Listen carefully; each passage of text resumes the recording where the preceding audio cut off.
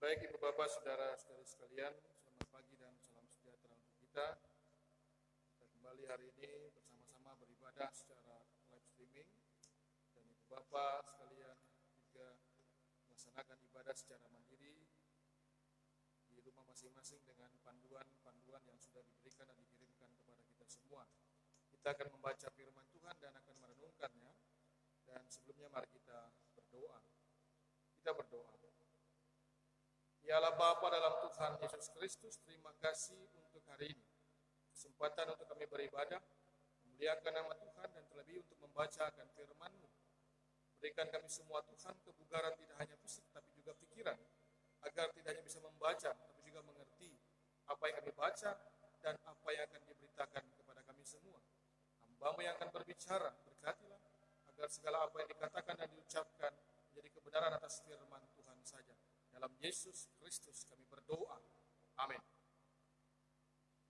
Ibu Bapak, saudara-saudariku sekalian yang dikasihi Tuhan Yesus Kristus, firman Tuhan hari ini yang untuk kita baca dan sekaligus kita renungkan adalah dari kitab Injil Matius di pasal 16 ayat yang ke-21 hingga ayat yang ke-28. Injil Matius di pasal 16 ayat 21 sampai yang ke-28 yang demikian bunyinya. Berikutnya adalah pemberitahuan pertama tentang penderitaan Yesus dan syarat-syarat mengikut Dia.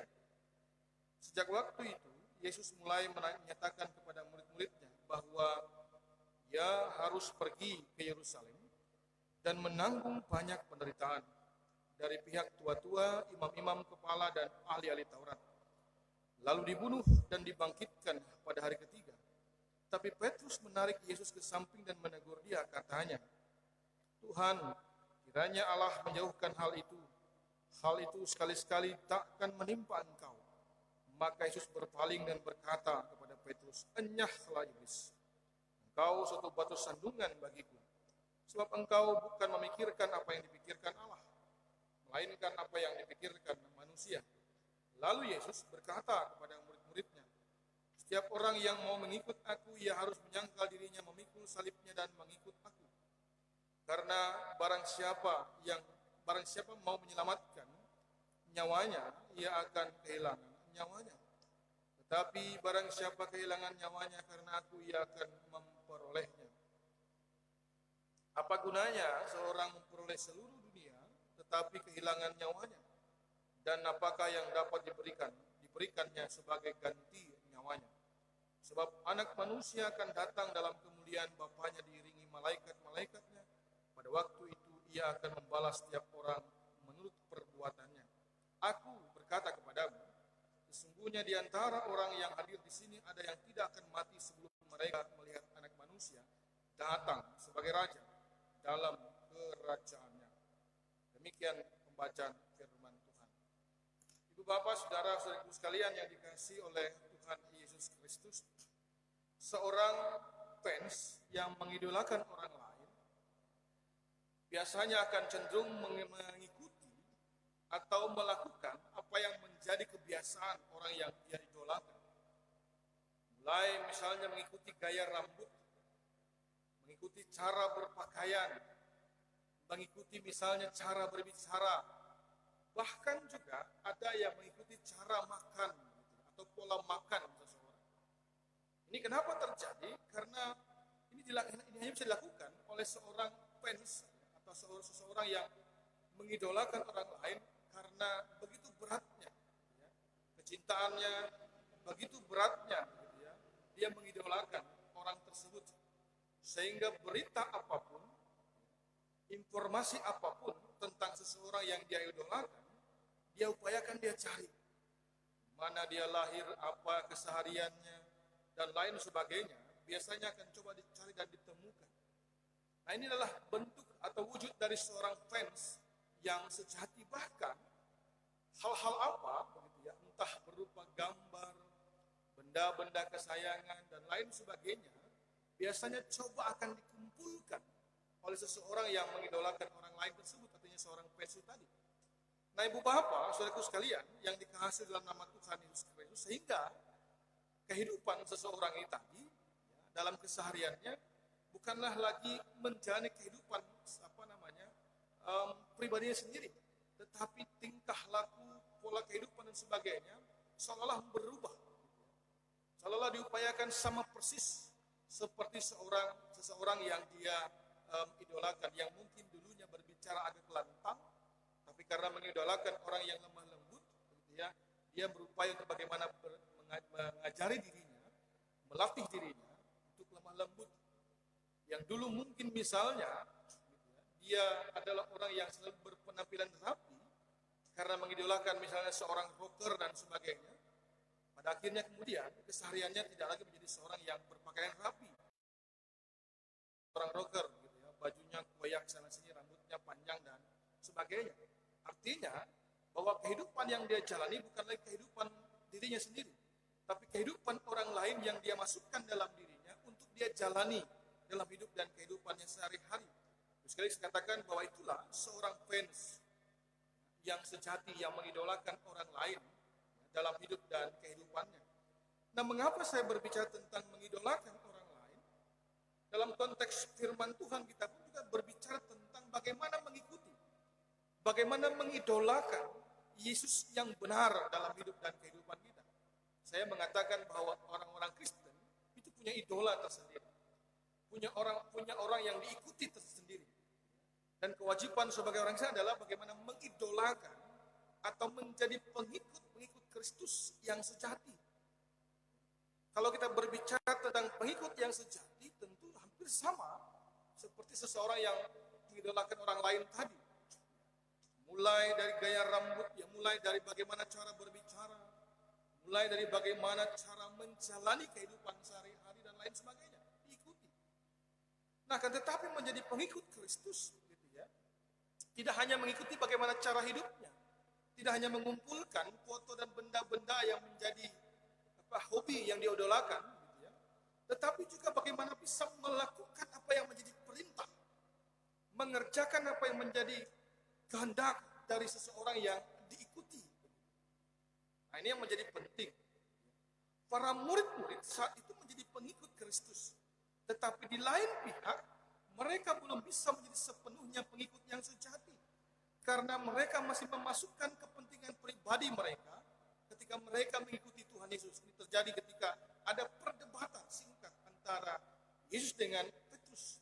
Ketika Yesus mengatakan anak manusia harus mati dulu, dan dia akan dibangkitkan dan seterusnya. Tapi Petrus mengatakan, oh jangan Tuhan, jangan sampai kau mati. Dan semoga itu tidak akan terjadi.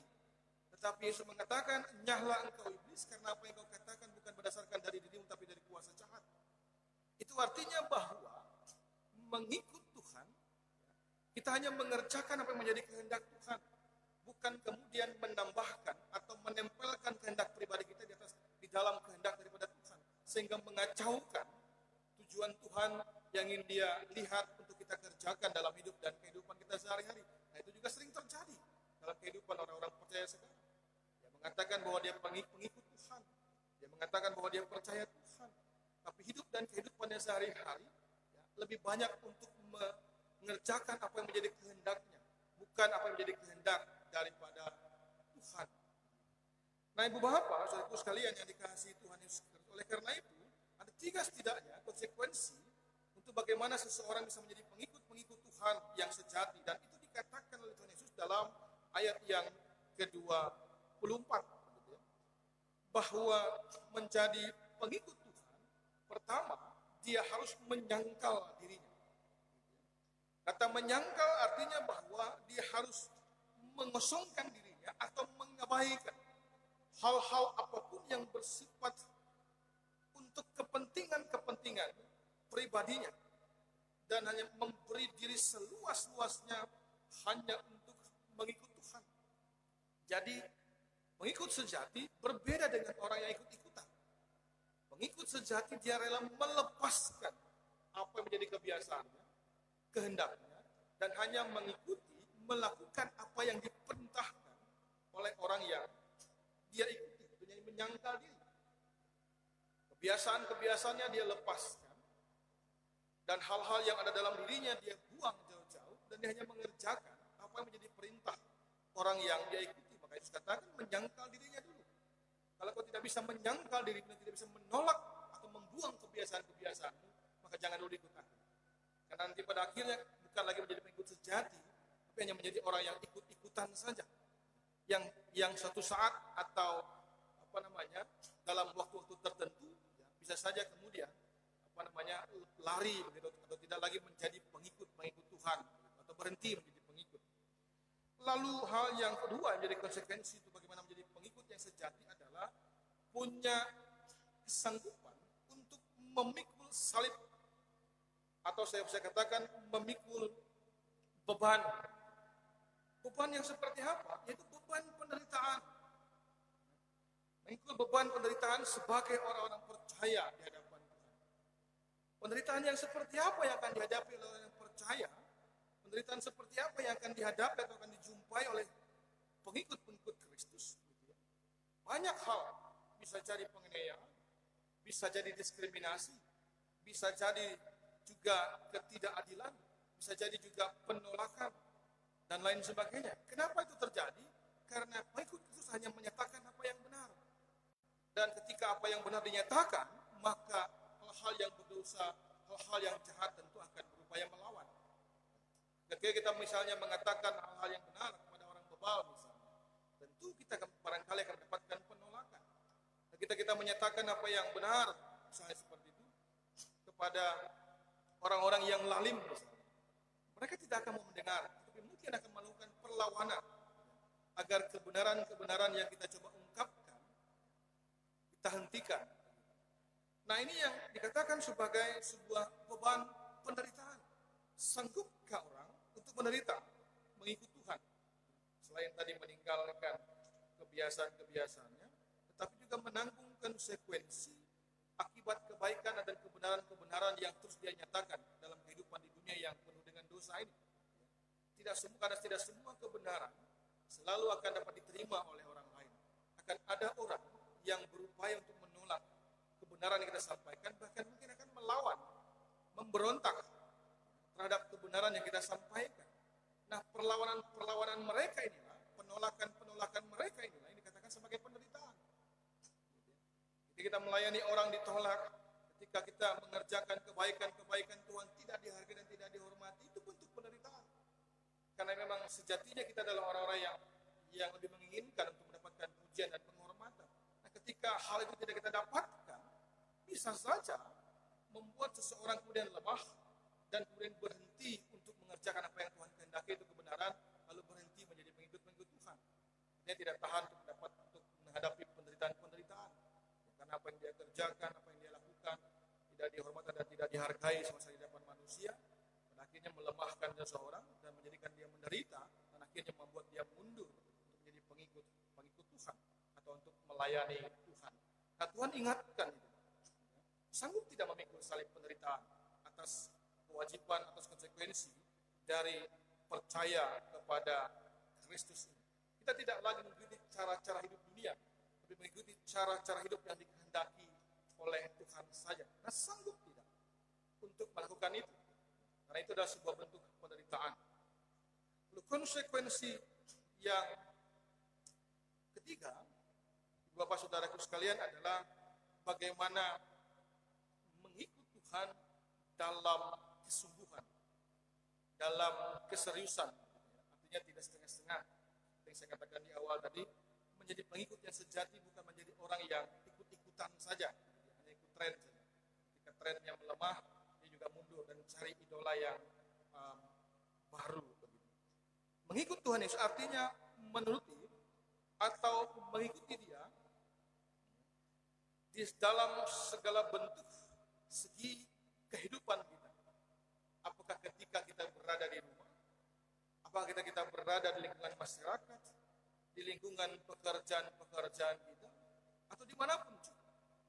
Mengikut Tuhan itu berarti bahwa kita mengerjakan apa yang menjadi perintah atau apa yang menjadi kehendak dari orang yang kita ikuti, bukan kehendak pribadi kita. Ini saya contohkan di awal, seperti halnya Petrus yang berdebat dengan Yesus. Dia bukan melakukan apa menjadi kehendak Tuhan, tapi masih menyisipkan kehendaknya di dalam kehendak Tuhan itu dalam kehidupannya sehari-hari. Nah, hal yang demikian tidak boleh terjadi dalam kehidupan sebagai orang-orang Kristen. Mengikuti Tuhan atau mengikuti Yesus, ibarat kata mengikuti tanpa berbantah, mengikuti tanpa pertanyaan-pertanyaan. Kita sepenuhnya percaya apa yang Tuhan kehendaki dalam hidup dan kehidupan kita pasti adalah hal yang baik dan berkenan untuk kita. Sehingga apa yang Tuhan perintahkan kerjakan saja, tanpa harus mempertanyakan. Karena dengan demikian ketika seseorang mempertanyakan, ada kemungkinan bahwa dia yang menyampaikan kehendak pribadinya agar juga dapat dilaksanakan dalam kehidupan pelayanannya sehari-hari. Nah, ini yang juga terjadi terhadap Petrus, sehingga Tuhan katakan, "Nyala kau iblis, kenapa yang kau katakan bukanlah kebenaran, tapi hanyalah kehendak dari si jahat." Nah, Ibu Bapak, saudaraku sekalian yang dikasihi di dalam Tuhan Yesus Kristus. Oleh karena itu firman Tuhan sekali lagi mengingatkan kepada kita, kita semua adalah orang yang ditempatkan pada posisi sebagai pengikut atau mengidolakan Tuhan Yesus. Tapi mari menjadi orang-orang yang tidak hanya mengidolakan atau pengikut yang ikut-ikutan saja, tetapi menjadi pengidola atau pengikut Tuhan yang sejati. Mau mengerjakan, mau melaksanakan, mau mempraktekkan apa yang Dia perintahkan dalam hidup dan kehidupan kita hari lepas hari. Sehingga dengan demikian, buah atau hasil dari kita mengikut Tuhan bukanlah buah yang buruk, tapi merupakan buah yang benar, yang tidak hanya memberkati kehidupan kita, tetapi juga bisa menjadi berkat bagi orang-orang yang ada di sekitar kita. Dan juga mari menjadi orang-orang Kristen yang sejati, menjadi orang-orang percaya yang sejati, bukan menjadi orang-orang Kristen atau orang-orang percaya yang hanya ikut-ikutan saja, seperti misalnya orang-orang Kristen Natal, orang-orang Kristen Paskah, di mana ada keramaian di gereja dia datang, Kristen dia. Tapi ketika tidak ada lagi keramaian di dalam gereja, berhenti dia ikut bergereja. Nah, ini kan sama seperti orang Kristen yang ikut-ikutan. Dia hanya mau ikut kalau dia diuntungkan dari keikutsertaannya itu. Kalau dia merasa dirugikan, dia akan mundur. Nah, pengikut sejati tentu tidak demikian. Suka duka, susah senang, ketika bersama-sama dengan Tuhan, dia akan tetap ikut serta dan ada di samping atau ada bersama-sama dengan Tuhan. Karena semata-mata dia tidak hanya mencari keuntungan dari